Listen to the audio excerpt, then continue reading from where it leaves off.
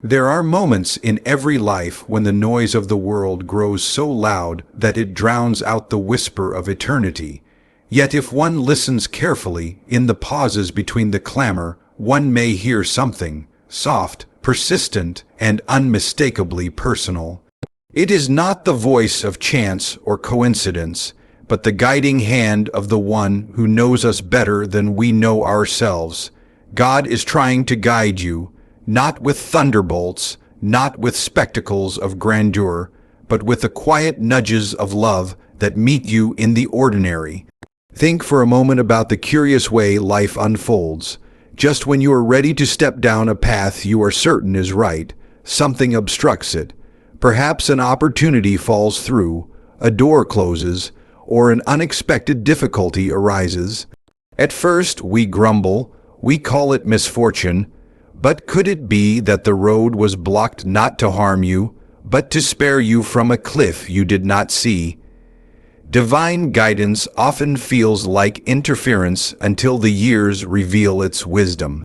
We demand clarity, yet what we are given is a lamp for the next step, never a floodlight for the entire journey. The truth is, guidance from God rarely resembles a map laid flat with all its roads marked. It is more like a compass pressed into your palm. The needle is steady, but you must still walk. You may stumble, you may grow weary, but with each step the compass keeps turning you toward home. The strange beauty of this guidance is that it does not coerce, it invites.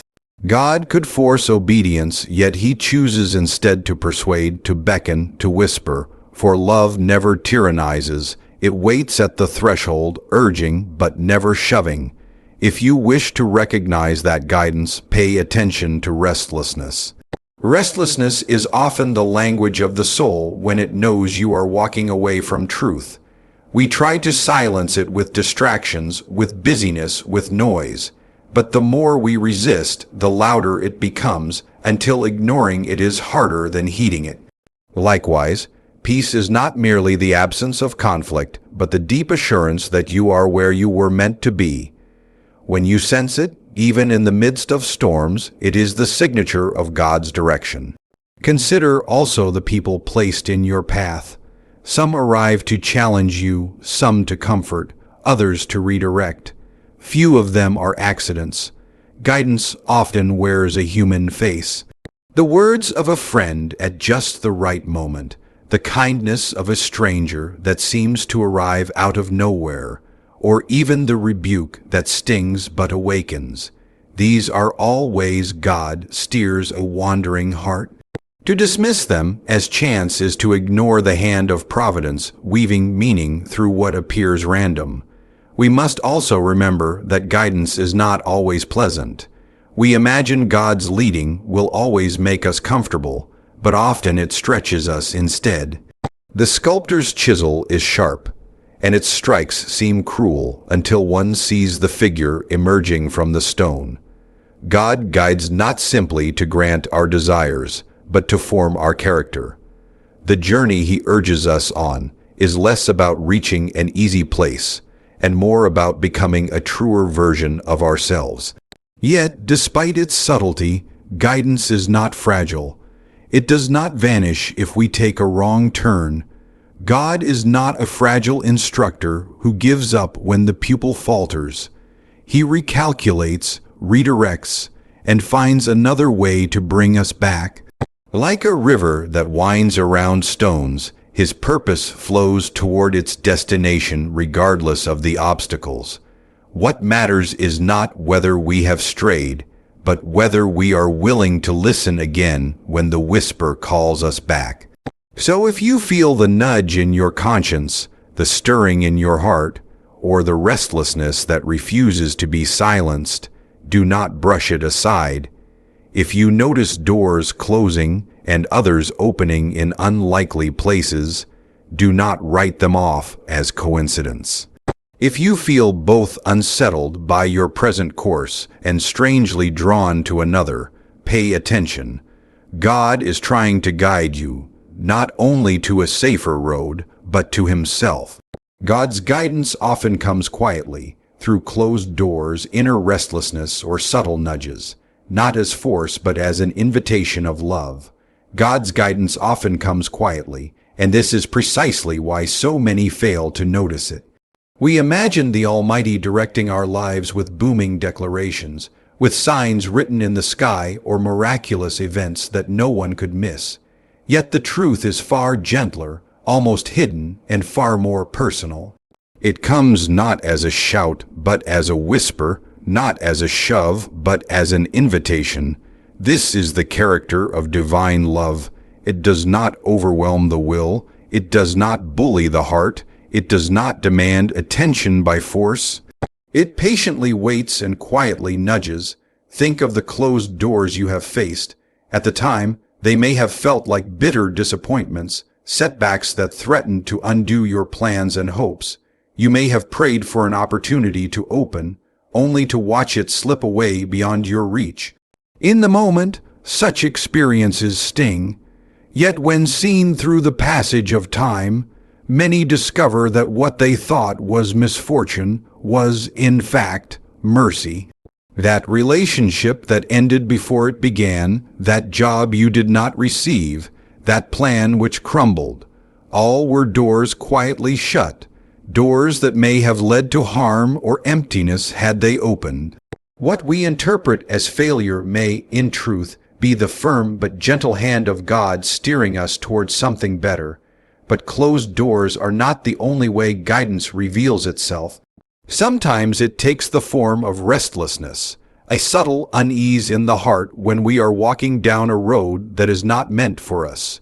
You can try to bury it beneath distractions, drown it out with noise, or dismiss it as anxiety, but it lingers. Restlessness is the soul's protest against living outside its true direction. It is as if God is whispering through disquiet, urging you to pay attention, calling you to consider whether the path you walk truly aligns with who you were created to be. To ignore this restlessness is to fight against your own design, and no amount of worldly success can soothe the ache of being out of place.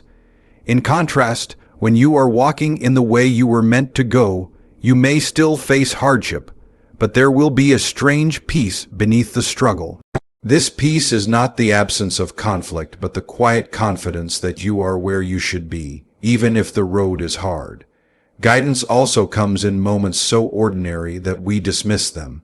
It comes in conversations, in sudden thoughts, in encounters that seem too well timed to be mere coincidence. A friend's words may arrive at exactly the right moment to awaken you to a truth you were ignoring. A passage you read may echo something your heart desperately needed to hear. A stranger's kindness may break through your despair when you had nearly lost hope. These are not accidents strung together by chance, but the subtle orchestration of a hand that knows every thread of your life. God's guidance is often woven into the fabric of the ordinary, hidden in plain sight so that those with eyes to see will recognize it. And then there are the subtle nudges of conscience, that quiet voice within, urging you to turn away from something destructive or to act with kindness when you are tempted to withhold it. Many call this moral instinct or intuition, but its persistence, its clarity, its resonance with truth, points beyond mere biology.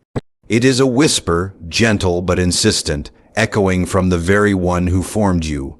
Ignore it long enough and you grow deaf to it. Honor it and it grows clearer, sharper, guiding you more surely. The conscience is not infallible, but it is often one of the first channels through which God steers us toward His will. The remarkable thing about all of this is how unassuming it is. Divine guidance does not seize the spotlight. It does not overwhelm the senses or demand obedience. Instead, it comes as a choice laid gently before you, a path that requires you to trust, a voice that requires you to listen. Love never forces itself. If God desired mere control, He could bend every heart by sheer power. But He desires relationship, and relationship cannot be compelled. It must be chosen. That is why his guidance is subtle, so that in choosing it, you are truly choosing him, not merely surrendering to force. It is easy in the busyness of life to miss these quiet promptings. The world is loud, filled with distractions that clamor for attention. We chase success, pleasure, recognition, and comfort, all while wondering why God feels distant. Yet perhaps he is not distant at all. Perhaps he is speaking, guiding, inviting, only in tones so quiet that they require silence and attentiveness to discern. To hear him, you must learn to pause, to step away from the relentless noise, to cultivate stillness in which the whisper can be heard. For the whisper has always been there, not waiting to begin, but waiting to be noticed. If you reflect on your own life, you may find that God's hand has been at work all along, closing certain doors, unsettling you in certain directions, placing people in your path, giving you nudges you did not understand at the time. What once seemed like random events now appear with purpose.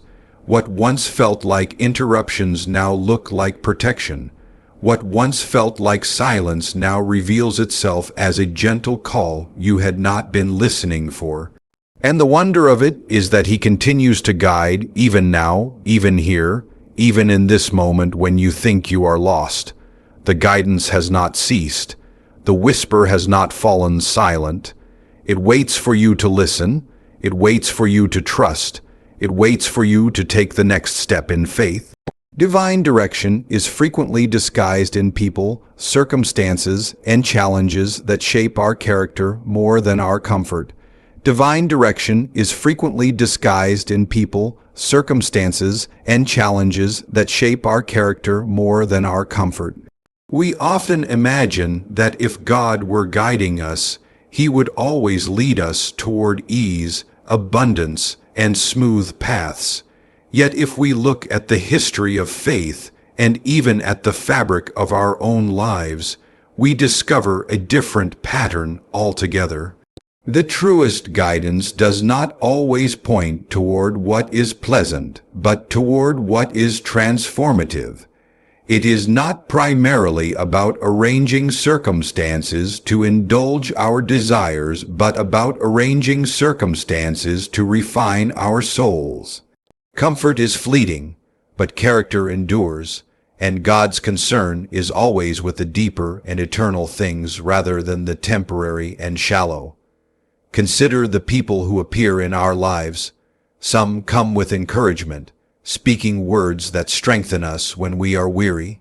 Their presence itself feels like a sign of grace, like a reminder that we are not walking alone. Others come with challenge, confronting our complacency, questioning our choices, even wounding our pride. At first, we may resist them, bristle against their intrusion, or even resent their words. Yet over time, we often realize that they played a role in redirecting us toward a truer course. And then there are those whose presence tests our patience, whose sharp edges rub against us like sandpaper. We may wish them away, but it is precisely their difficulty that forces us to grow in compassion, humility, and endurance. None of these people are accidents. Each carries within them some purpose, some instrument of shaping, even if they themselves are unaware of it. Circumstances, too, carry this dual nature of blessing and burden. It is natural to rejoice in the moments when everything aligns, when opportunities come easily, when resources abound, when doors open. But guidance is no less present in the seasons of struggle. When the harvest is thin, when doors remain closed, when the path feels uphill and exhausting, we are tempted to believe that God has abandoned us. Yet these very difficulties often serve as chisels, shaping strength where weakness lived before, teaching trust where self-sufficiency once reigned, producing resilience in place of fragility. Hardship becomes the classroom of the soul, and the lessons it teaches remain long after the storm has passed.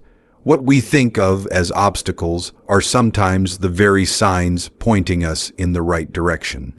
Challenges are the sharpest tools of all. No one seeks them, yet they come uninvited. They may appear as losses we cannot understand, as conflicts we did not ask for, as disappointments that break the heart. And yet within these trials lies a strange paradox. They strip away illusions and force us to face what truly matters. They burn away vanity and reveal humility. They push us beyond our own strength so that we may finally lean on a strength greater than ourselves. In this way, challenges are not detours from the path of guidance. They are often the very road itself. God does not waste pain. He weaves it into the fabric of direction, bending it toward purposes we cannot yet see. Think also about how we measure success versus how God measures it. We value speed, efficiency, comfort, and recognition. We want the path to be straightforward, the road to be smooth, the progress to be obvious. But divine guidance often leads us through deserts before it brings us to promised lands. It calls us to walk by faith rather than by sight, to value growth over gratification, to see that the journey itself may be the destination in disguise. We ask to be made happy. God seeks to make us holy. We ask for shortcuts. He gives us process. We ask for blessings that will pass. He offers us transformation that will remain. And though at first this feels like a cruel exchange, in time we discover it is the greatest gift of all. One of the mysteries of God's guidance is that it rarely makes sense in the moment. It is only afterward, when the threads begin to come together, that we see the pattern. At the time, it feels like being thrown into confusion, denied what we wanted, burdened with what we did not choose. Yet in hindsight, we often realize that the very things we resisted most fiercely were the very things that prepared us for what was to come. The friend who told us the hard truth, the failure that humbled us, the loss that broke us open, all these become, in retrospect, chapters of grace. Guidance is often clearest in the rear-view mirror, but it is written in the present all the same. This is why patience is so vital. We cannot demand that God explain His purposes before we consent to follow. Guidance is not given as a map with every detail disclosed, but as steps revealed in their proper time. If He were to show us the whole journey, we might shrink back in fear or run ahead in arrogance. So instead, He allows us to walk in trust, learning to take one step at a time, to rely on Him in each season, to believe that even the shadows are part of His light. The difficulty is that this requires surrender. We must be willing to let go of our obsession with comfort, our fixation on control, our desire to predict and dictate every outcome. Guidance requires that we yield to a wisdom greater than our own. The wonder of it all is that when we look back, we often realize that the path shaped by challenges has given us something better than we would ever have chosen for ourselves. We may not have received what we thought we wanted, but we received what we truly needed. We may not have walked the road of ease, but we walked the road of growth. We may not have been sheltered from hardship, but we were given strength that hardship alone could form. Guidance is not about sparing us from the weight of life, but about teaching us to carry it with courage, grace, and hope. It is about becoming the kind of people who, when faced with storms, do not crumble, because we know that even storms are not wasted in the hands of God. Even when we stray, God does not abandon us. His guidance bends around our detours, ever calling us back toward Him even when we stray. God does not abandon us. His guidance bends around our detours, ever calling us back toward Him. This is one of the most astonishing truths about divine love, that it is not fragile, not easily thwarted, not dependent on our flawless obedience. We imagine sometimes that the moment we step off the narrow path, all hope is lost, that God's plan has collapsed, that we have ruined everything beyond repair. But such a view gives us far too much power and gives God far too little. The author of life is not undone by the scribbles we add to his story. His purposes are not so delicate that they shatter the moment we stumble. He is both infinitely patient and infinitely resourceful, weaving even our wanderings into his design, bending even our mistakes into roads that still lead home. Think of a child who learns to walk. The child will fall again and again, stumbling, veering sideways, sitting down in frustration. Yet the parent does not throw up their hands and declare that walking is no longer possible. Instead, the parent encourages, redirects, helps the child to their feet, and rejoices with every step forward, however small. This is how God guides us. Our stumbles do not surprise him. Our detours do not frustrate his plan. He simply takes them into account and continues to lead us onward. What matters is not the perfection of our steps, but the persistence of our turning toward him whenever we realize we have strayed. Many of us carry regret like a heavy burden, replaying choices we wish we could undo, roads we wish we had never taken. We fear that those wrong turns have disqualified us, that we can never return to the path we were meant to walk. Yet God's guidance is not a single fragile thread that breaks when stretched. It is a vast tapestry, able to incorporate every thread of our lives, the bright and the dark, the smooth and the tangled in, to a pattern that still reveals beauty. What we think of as wasted years can become seasons of preparation. What we see as mistakes can become lessons that shape our wisdom. What we mourn as losses can become the soil in which deeper faith takes root. His ability to redeem is greater than our ability to ruin. It is important to notice, too, that guidance does not end when we disobey. Sometimes we imagine that once we have turned away, God leaves us to ourselves, silent and absent. Yet often, it is precisely in our wandering that his voice becomes clearest. Like the shepherd who leaves the 99 to search for the one lost sheep, he does not sit back waiting passively for us to return. He comes after us. He calls through conscience, through circumstances, through longing, through people who speak truth we did not want to hear. Even in the far country, as the story of the prodigal son reminds us, there remains a path home, and the Father is watching at the horizon. The remarkable thing about divine guidance is that it bends but does not break. If we miss one road, another appears. If we close our ears to one whisper, another follows. If we insist on detouring through valleys of our own making, he knows how to chart a way back from there too. His guidance is not a brittle set of directions that expire the moment we go astray. It is a living companionship that adapts, redirects, and continues as long as we are willing to listen anew. This is not to say that our choices do not matter. They do, profoundly. We may cause pain, delay growth, and wound ourselves and others by our rebellion. But even these scars can become part of our redemption. Nothing is wasted if placed back into his hands. Often, what awakens us most powerfully to God's guidance is precisely our experience of getting lost. When we come to the end of our own resources, when our plans collapse, when the detours lead us into places darker than we imagined, we are forced to face our need. Pride is stripped away, illusions are broken, and the heart becomes receptive to the voice it once ignored. Straying can humble us, and humility often becomes the doorway to hearing again.